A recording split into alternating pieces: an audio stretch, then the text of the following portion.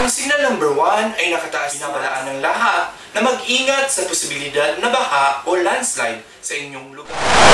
Nakataas na ang signal number 2 sa mga lalawigan sa ngayon ng pamahalaan ay nakaalerto sa maaaring pag-evacuate ng mga residente.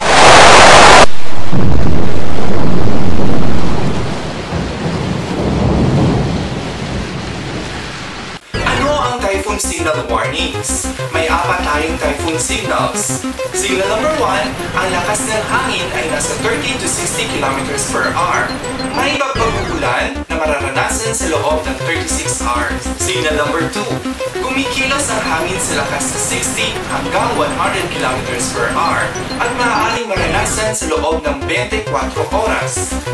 Signal number 3, ang hangin na may lakas na higit 100 hanggang 185 kilometers per hour na maaaring maramdaman sa loob ng 18 oras. Signal number 4, hangin na may dalang lakas na higit sa 185 kilometers per hour at mararamdaman sa loob ng 12 oras.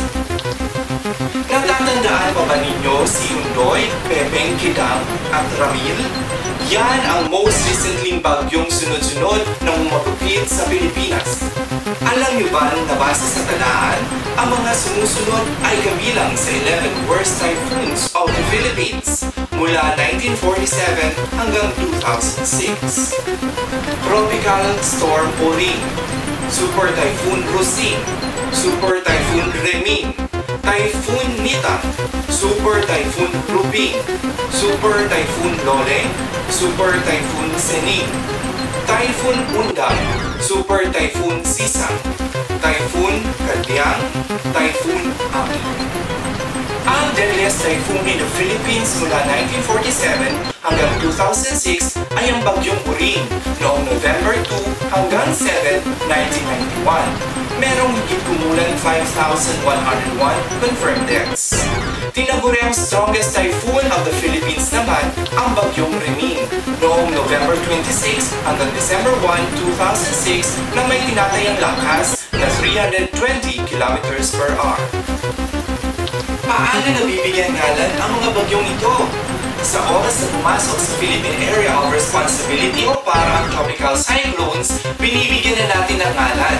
Ang pangalan ng unang bagyo sa taon ay nagsisimula sa letrang A as in Oring, kasunod nito ang letrang B, and so on. Dagdag kaalaman. Alam niyo ba na meron tayong 25 names ng bagyo na nakahanda sa kada taon? Sa oras na lumagpas sa 25 ang bagyo sa isang taon, meron tayong 10 auxiliary names na pwedeng gamitin. Walang bagyong nagsisimula sa letrang S. Ito ang ilan sa maaari natin gawin tuwing may bagyo. Maging aware sa typhoon updates sa Pag-asa, monitor din ang lokal na anunsyo ng NDCC o local government unit sa posibleng epekto ng bagyo sa ating lugar.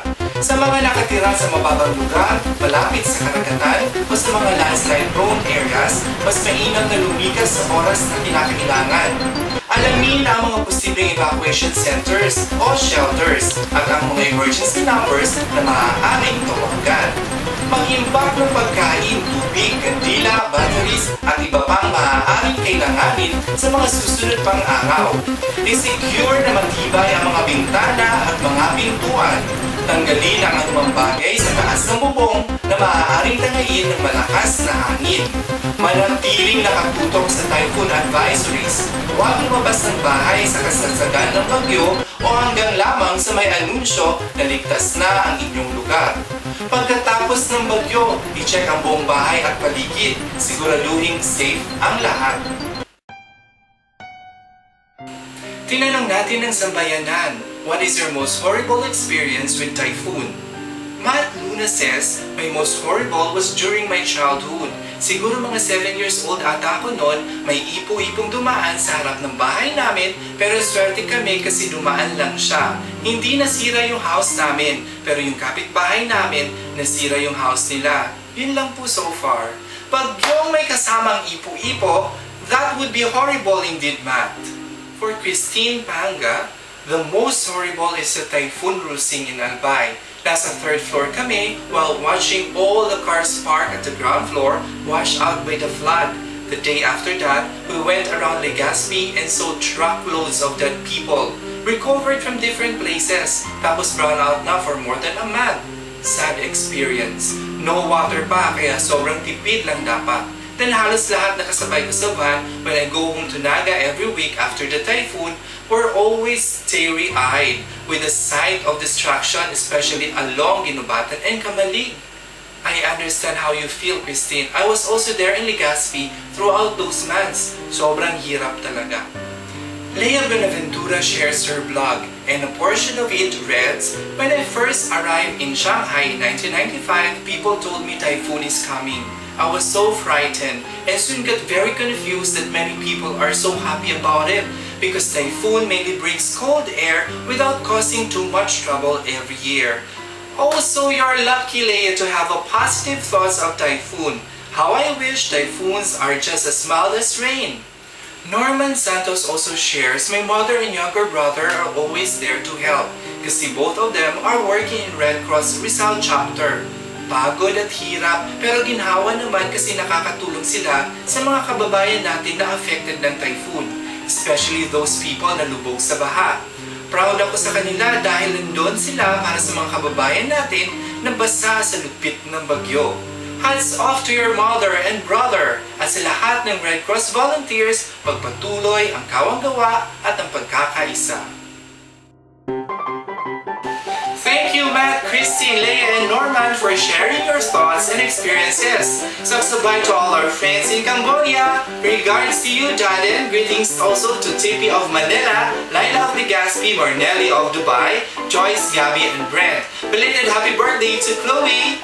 If you have greetings, dedication, and love messages, send it over and let me read it for you.